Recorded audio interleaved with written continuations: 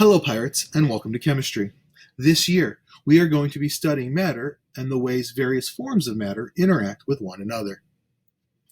Last year, whether you were in biology, earth science, or physical science, many of the concepts you learned about involved labs and experiments where you were actually able to see the phenomena you were studying with the naked eye or with the assistance of a microscope.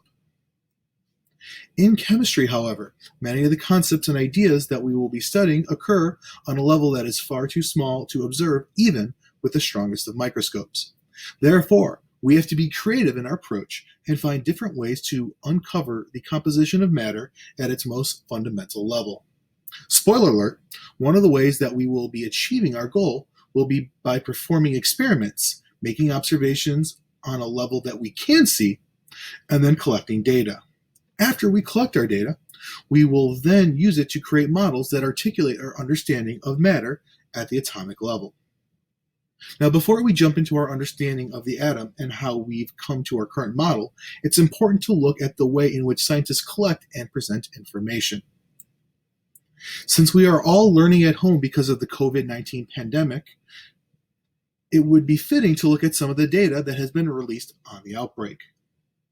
A couple of months ago, this graph was all over Twitter for the way it portrayed the outbreak in the state of Georgia. At first look, what do you see when looking at this graph? Most people would respond by saying it shows that most COVID-19 cases in these Georgia counties are going down. However, take a closer look at the x-axis. What's wrong with this picture? It's not in chronological order. The x-axis goes from April 28th to April 27th, then to April 29th. If you look further down on the x-axis, you'll see an April date that is buried snugly amongst the May dates. Now, why would someone do this? In this instance, it would appear that somebody is still trying to use true data, but trying to give the appearance that COVID-19 cases are decreasing, when if you rearrange the graph, it would look like this.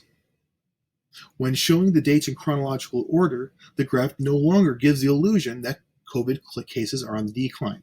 Rather, it shows that there have been spikes and declines in these 5 Georgia counties. Let's take a look at the original graph again. Look at each individual date. On the date April 28th, you have blue first for Hall County, then red for Gwinnett County, then orange for Fulton County, then purple for Cobb County, and finally green for DeKalb County. However, take a look at the way the next day is plotted. The color order goes in reverse, from purple to green to orange to red and then to blue. As you look across the entire graph, the colors are not in a consistent order. Rather, each of the day's data is put in descending order, which further gives the illusion that each day's COVID numbers are declining. Now, if we sort the graph chronologically and with a consistent ordering of the counties, we have a graph that looks nothing like the original and paints a very different picture of the outbreak. When we begin to look and analyze various sets of data throughout this school year, it is crucial that we fairly and accurately depict the information we gather, for accurate conclusions can only be derived from accurate data and measurements. Going forward, it is important to make sure that we truthfully report data as well as critically analyze data that has been given to us, because much of what we are doing this year depends on reliable information. That's all for today. Have a great day, and go Pirates!